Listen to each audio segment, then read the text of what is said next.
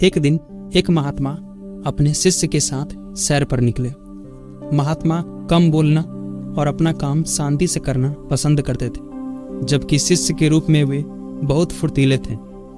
चलते चलते वे एक तालाब के पास से गुजर रहे थे कि वहां उन्होंने देखा कि एक मछुआरा तालाब में मछलियां पकड़ने के लिए जाल बिछा रहा है। यह देखकर शिष्य मछुआरे के पास गया और उसे उपदेश देने लगा, अहिंसा परमो धर्म।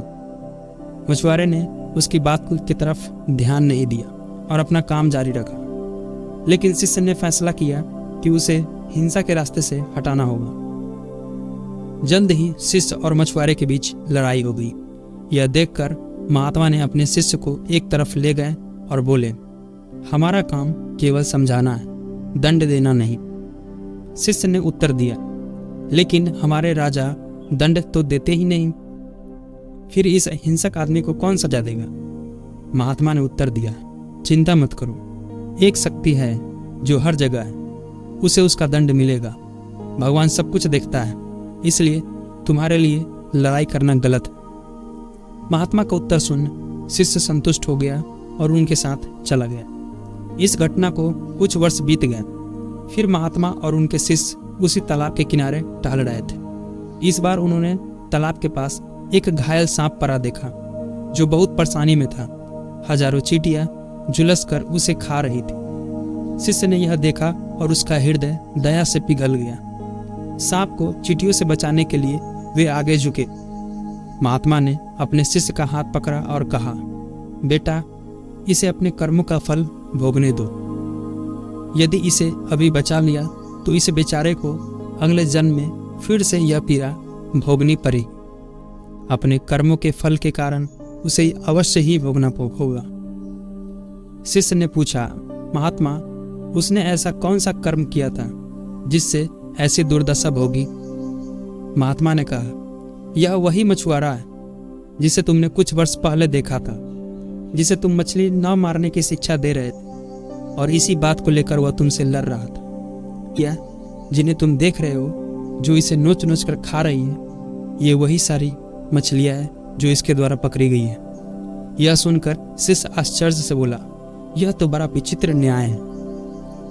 महात्मा ने कहा, बेटा, स्वर्ग और नरक दोनों इस संसार में मौजूद है। आप जो हर पल देखते हैं वह भगवान के न्याय का नमूना है।